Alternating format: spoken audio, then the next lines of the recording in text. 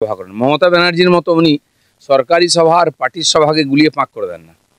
Party আমাকে যেভাবে ব্যবহার করবে আমি তৈরি আছি। ভাই হুঁ না, আমি সাধারণ কর্মী চিরদিন মনে করে এসেছি, আজও করি, আগামী দিনেও করব। একজন কর্মী হিসেবে ওখানে যাচ্ছি, কোনো নেতা অধিকারী হিসাবে নয়। আমাকে কেউ আমন্ত্রণ করেনি, ওখানকার কর্মীরা আমাকে নিমন্ত্রণ করেছে। দুর্গাপুরের প্রধানমন্ত্রীর সভায় কেউ আমন্ত্রণ জানাননি। ফের বিস্ফোরক বিজেপি নেতা দিলীপ ঘোষ। তার বক্তব্য, কর্মীরা ডেকেছেন তাই তিনি যাবেন। কর্মীদের সঙ্গেই তিনি প্রধানমন্ত্রীর ভাষণ শুনবেন বলেও জানালেন। সাংবাদিকদের মুখোমুখি হয়ে দিলীপ ঘোষ বলেন, আমাকে কেউ আমন্ত্রণ করেননি, ওখানকার কর্মীরা আমাদের আমন্ত্রণ করেছেন, বলেছেন দিলীপ দা আসুন, একসঙ্গে বসে প্রধানমন্ত্রীর ভাষণ শুনবো। আমি সেই কর্মী হিসেবেই যাচ্ছি, সেখানে নেতা হিসেবে নয়। মঞ্চে থাকার বিষয়টি পার্টি বলবে। এখনো আমাকে মঞ্চে থাকার কথা কেউ বলেনি, আমি জনতার মধ্যে থাকব।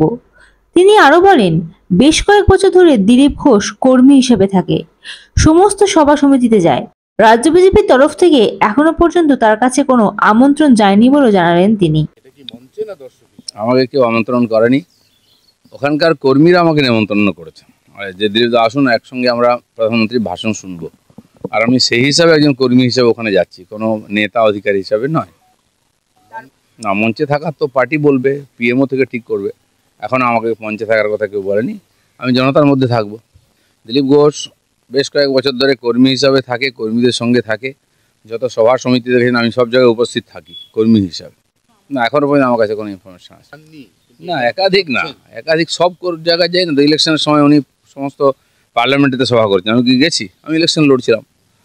এই বছরে উনি আলিপুরদুয়ারে এসেছিলেন, তো এখান থেকে আলিপুরদুয়ার ভাষণ শুনতে যাওয়ার কোনো দরকার নেই, এত খরচা করে লোকজন নিয়ে। তো টিভিতে শুনেছি, যেহেতু আমাদের এখানে কাছে আসছেন, আমি ওখানে লোকসভার ক্যান্ডিডেট ছিলাম, তো কর্মীরা আমাকে ডেকেছেন ওই সভায় যোগ দিতে, আমি তো চলেই যাব। না, এই সভার জন্য কোনো আমন্ত্রণপত্র হয়নি। হাজার হাজার লোক আসবে, হয়তো 50,000 লোক আসবে, আমন্ত্রণপত্রটা নয়।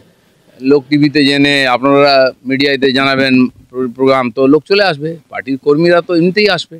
আমি একাধিকবার নিচে বসেছি, বারাসাতে মহিলা মোর্চার কার্যক্রম ছিল, সেখানে প্রধানমন্ত্রী আমি এসে সাধারণ কর্মীদের সঙ্গে বসেছিলাম আসনের নিচে। আর যেমন কলকাতাতে মাননীয় প্রধানমন্ত্রীর লোকসভার সময় র্যালি হয়েছিল, রোড শো, তো বর্তমান যারা পদাধিকারী তারা সামনে হেঁটেছেন রাস্তায়, আমি তো বেড়ার বাইরে দাঁড়িয়েছিলাম পাবলিকের মাঝখানে। আমার কোনো কষ্ট হয় না, আমি সাধারণ কর্মী চিরদিন মনে করে এসেছি, আজও করি, আগামী দিনেও করব। পার্টি আমাকে বিভিন্ন সময় বিভিন্ন দায়িত্ব দিয়েছে সংগঠনের, সেটা আমি করার চেষ্টা করেছি। তো সেটা আমার কাছে কোনো প্রবলেম নেই, কেউ ডাকুক বা না ডাকুক কি যায় আসে না। প্রধানমন্ত্রী তার জন্য যেতে হবে। তবে প্রধানমন্ত্রীর সঙ্গে ডায়াসে কারা থাকবেন সেটা একটা পুরোটা প্রোটোকলের ব্যাপার। 4-5 জন হয়তো এখানকার থাকবেন, মন্ত্রী আছেন, এখানে সভাপতি আছেন, বিরোধী নেতা আছেন, তারা পিএমও থেকে ঠিক হয়ে যায়, বেশি লোকেরা উঠতে দেন না। ওইভাবে আমি দেখি না। সারা পশ্চিমবাংলায় আমি যাই, প্রত্যেক দিন ঘুরতে থাকি। ইলেকশন আসে যায়, কখনো সফলতা আসে, কখনো আসে না, তাতে কি আছে? আমরা সংগঠনের লোক, সংগঠন করতেই ভালোবাসি।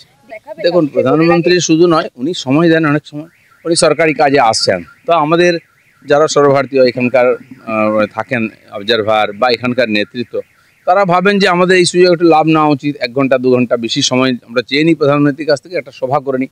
কারণ কি, প্রধানমন্ত্রী একটা মোটামুটি সিস্টেম মানেন, তিনি নির্বাচন না এলে জনসভা করেন না, কোথাও সভা পাবলিক মিটিং কোথাও করেন না, সেটা পার্টির লোকেরা করেন। কিন্তু যখন তিনি যান, যখন পার্টির কর্মীরা নেতারা আগ্রহ করেন যে আপনি 1 ঘন্টা সময় দিন, একটা সভা করবো আমরা, তো ওইখানে আশেপাশে সভা করেন। মমতা ব্যানার্জির মতো উনি সরকারি সভা আর পার্টির সভাকে গুলিয়ে পাক করে দেন না। মমতা ব্যানার্জি একই ডায়াস থেকে বসে প্রধানমন্ত্রীকেও গালাগালি দিচ্ছেন, একদিকে এখানে ওসিকে ধমকাচ্ছেন, এখানে প্রশাসনিক বৈঠক নিচ্ছেন, এটা আমরা মানি। দেখবেন প্রধানমন্ত্রী যেখানে যান তার প্রশাসনিক প্রোগ্রাম সভা আগে হয়ে যায়, তারপরে রাজনৈতিক সভাতে আসেন, সেখানে উনি সমালোচনা করার দিলে করেন, কিন্তু সরকারি সভাতে কেবল উন্নয়নের কাজ, সরকারের যে উপলব্ধি সেটা উনি বলেন না। পার্টিতে যারা সিনিয়র আছেন পুরনো, যেমন পশ্চিমবাংলায় আমরা এমএলএ এমপি দিতে পারিনি কবে। প্র্যাকটিক্যাল তো আমি আসার পরে শুরু হলো 16 থেকে 86, তার আগে বাই ইলেকশন 1-8 জন জিতেছিলেন। তো পুরনো কর্মীরা লড়াই করেছেন, তো তাই পার্টি এখানে এসেছে, তো তাদেরও সম্মান পাওয়ার অধিকার আছে। আমরা সেই সব নাম বারে বারে পাঠাই কেন্দ্রকে, ওনারাও চান যে এরকম ব্যক্তি যারা আছেন সমাজে প্রতিষ্ঠিত, তাদেরকে, পার্টির পুরনো কর্মী হলেও যে কোনো দিন ইলেকশন লড়েনি এরকম বহুজন আছেন, তারাও বিভিন্ন সরকারি সংস্থার পদাধিকারী হিসাবে সম্মানীয় পদে তারা নিযুক্ত হন। আমাদের প্রায় 40 জন এখান থেকে এখন ডাইরেক্টর আছেন, আস্তে আস্তে রিটায়ার্ড হচ্ছেন।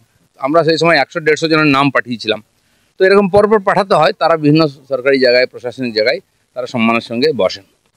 আমাদের সর্বভারতীয় পার্টি তো যারা কেন্দ্রে আছেন তারা সার্বিকভাবে দেখে বিচার করে ডিসিশন নেন কাকে দায়িত্ব দেওয়া হবে, কী করা হবে, কীভাবে।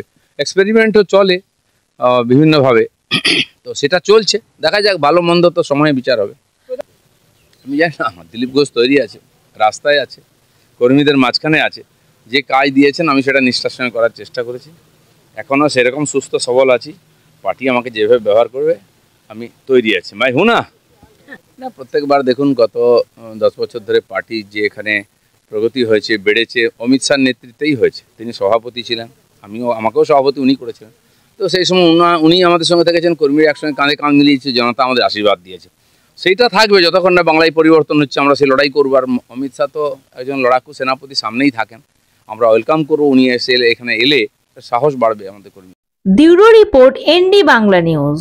সবার আগে সব খবর, সঠিক খবর পেতে ফেসবুক পেজটি ফলো করে এবং ইউটিউব চ্যানেলটি সাবস্ক্রাইব করে রাখুন আর শেয়ার করতে ভুলবেন না।